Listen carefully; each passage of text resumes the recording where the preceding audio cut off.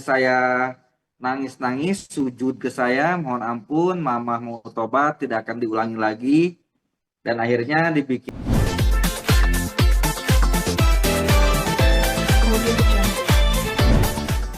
Oke, dari wawancara sebelumnya juga mengatakan bahwa ada anak angkat dari si Ibu Tiri ini dikabarkan nggak akur atau seperti apa ya dengan Nizam gitu, sering bertengkar atau gimana hubungannya sebelumnya?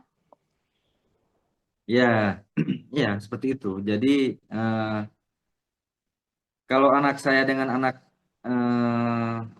angkatnya itu berantem, itu yang dihantam anak saya. Padahal anak dia itu udah SMA ya, anak saya waktu itu masih SD.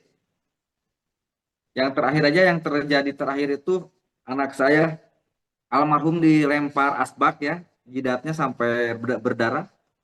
Pas saya datang di kamar mandi, anak saya lagi teriak-teriak. Saya setengah lari nyamperin ke kamar mandi, ternyata anak saya lagi dibentak-bentak sama ibu tirinya, diam diam gitu. Padahal yang korban itu anak saya. Anak saya bocor kepalanya dilempar asbak sama anak angkatnya itu, tapi yang dimarahin anak saya gitu. Hmm. Tapi dari Bapak sendiri mungkin mencurigai nggak sih kalau misalnya kejadian ini ternyata ada kaitannya juga dengan anak angkat? Mungkin terlalu jauh Pak ya, tapi ini hanya persepsi saya aja. Mungkin boleh dijawab sedikit. Nah, kalau untuk yang kejadian sekarang, saya nggak bisa curiga sama anak angkatnya ya, karena anak angkatnya lagi nggak ada di rumah gitu. Tapi nggak tahu ya kalau lagi saya nggak ada dia datang ya, karena tempo hari juga saya waktu ke Garut, pas saya pulang anak itu ada di rumah gitu. Tapi kalau dari si anak angkat sendiri mungkin kalau sama Nizam itu berantem sering ini juga ya. Ya layaknya laki-laki ya anaknya ya Pak ya. Iya, iya. Anak saya selalu ngalah, nggak pernah ngelawan. Ya, oke, tapi anak angkat ikut diperiksa nggak sih Pak? Mungkin kemarin waktu pas pemanggilan polisi. Nah, anak angkat itu kan ini udah berjalan setahun ini ya. Anak angkat itu sekarang kan keluar dari rumah. Jadi anak saya di pesantren sama si ayah. Anak angkat itu pun di pesantren. Jadi anak itu dilepas dua-duanya dari rumah. Jadi belum ada pemeriksaan. Jadi belum ada pemeriksaan. Kalau penganiayaan yang dulu, kalau terjadinya penganiayaan yang dulu yang saya laporkan tahun 2005 di PPA, anak angkatnya ikut terlibat menganiaya anak saya. Tapi diperiksa nggak? Tapi nggak sampai diperiksa kan berdamai Pak Ayah. Tapi nggak berlanjut karena istri saya nangis-nangis, sujud ke saya, mohon ampun, mama mau tobat, tidak akan diulangi lagi. Dan akhirnya dibikin saya minta saran ke ayah saya, ke ayah angkat saya. Ya, ini gini gini gini, kata ayah saya, nggak ada salahnya kita memaafkan orang kalau memang sudah seperti itu, siapa tahu ke depan lebih baik gitu. Dan akhirnya dibikinkan surat pernyataan tertulis sama ayah saya yang disepakati oleh kedua belah pihak, sama saya sama dia, ditandatangani, terus dilengkapi dengan video ya, dibuatkan video pernyataan perdamaian, dan video itu dikirim ke pihak PPA waktu itu. Hmm. Bapak, ini Hmm. maaf, saya baru Ya, gabung nih. Kita mau menanyakan soal perkara yang di Polres Sukabumi kan kabarnya sudah naik sidik nih, Pak. Sekarang mungkin tanggapan Bapak bagaimana tentang naik sidik perkara tersebut? Harapan saya secepatnya terungkap ya.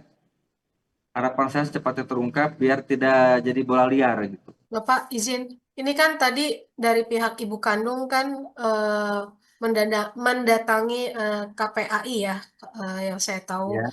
meminta keadilan juga, meminta pengawasan dari KPAI. Eh, Bapak sebagai ayah kandungnya melihat perjuangan dari ibu kandung almarhum sampai sejauh ini seperti apa, Pak? Ya, itu manusiawi ya.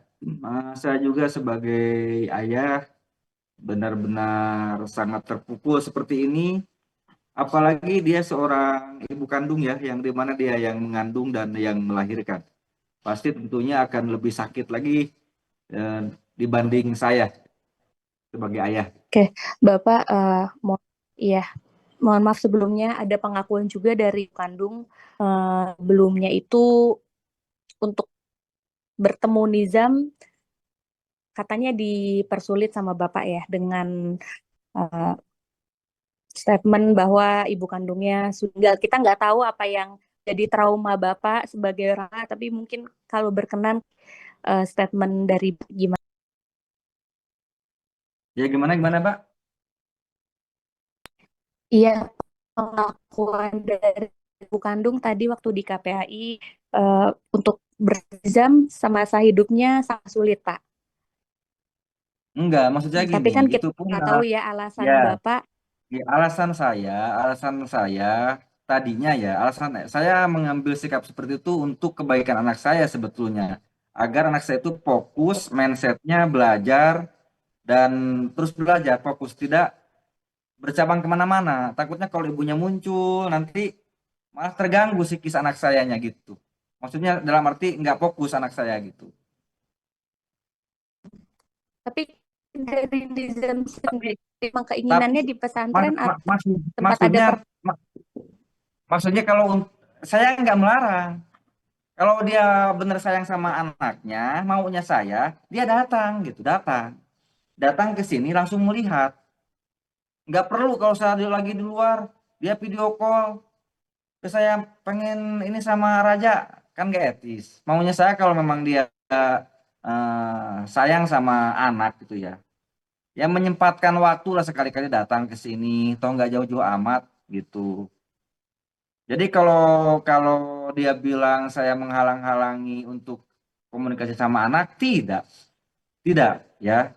Cuman memang dia selalu via telepon ke saya, dan memang kebetulan anak saya di anak saya di pondok, saya di luar kan gitu, di luar ya, maksudnya di luar itu maksudnya. Anak saya ada di pondok, saya di mana kan gitu. Ya ada telepon mau ngobrol sama Raja, ya namanya juga kita udah mantan ya.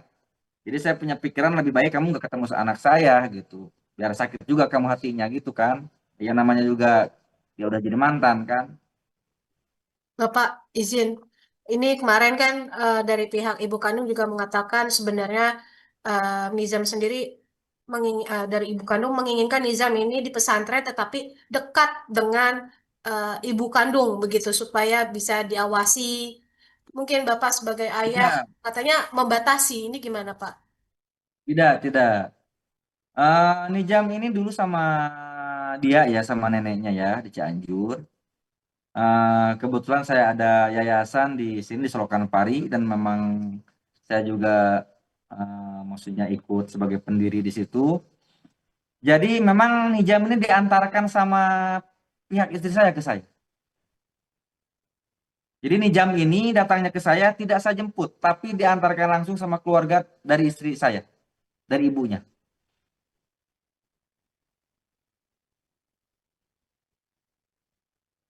Jadi kan berita yang bergulir sekarang, Nijam ini saya ambil secara diam-diam, itu kebohongan besar. Yang jelas Nijam ini diantarkan ke saya ke waktu di Cilacap sama keluarga dia, termasuk dia yang mengantarkan.